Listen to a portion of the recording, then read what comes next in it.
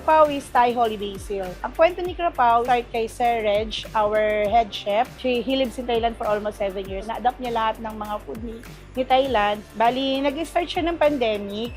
Tapos, delivery lang yun pwede sa kanya. Pick up ng tao. Then, wala pa siyang dine-in that time. Naglumaki, nakilala si Krapaw. Ito yung first na tinayo niyang restaurant sa Makati.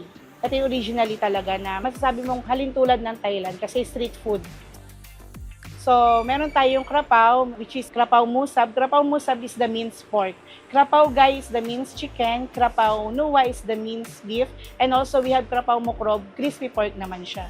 So, yun yung pinaka talagang sikat na food kay Thailand. We have Gai Padmed Mamwang Himapan. This one is the Thai cashew chicken. And also, we have Somtam, Thai green papaya salad. And also, Pokpok chicken wings. This one is what you call pokpok because yung pinupokpok po siya. Then, this one po is yung bago po namin. Dito lang po siya kay Krapaw Poblacion makikita. Kauplak gapi po siya kung tawagin. Bagoong rice po siya in short. Meron po tayong chamanaw, Thai ice lime tea.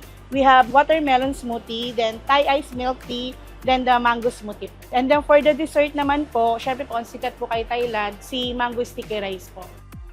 Siyempre gusto po namin magtanim sa isip nila kung ano po talaga, hindi lang po sa pagkain, pati po yung service. Sa weekends happening naman po namin, start po ng Friday, Saturday, and Sunday po. Meron po kaming setup dito sa labas, may mga grill po kami.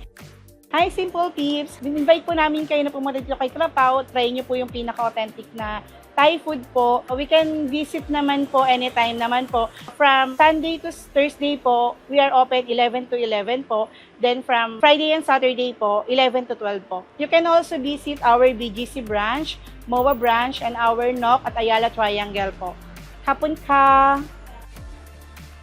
Simple.ph. Living made simple.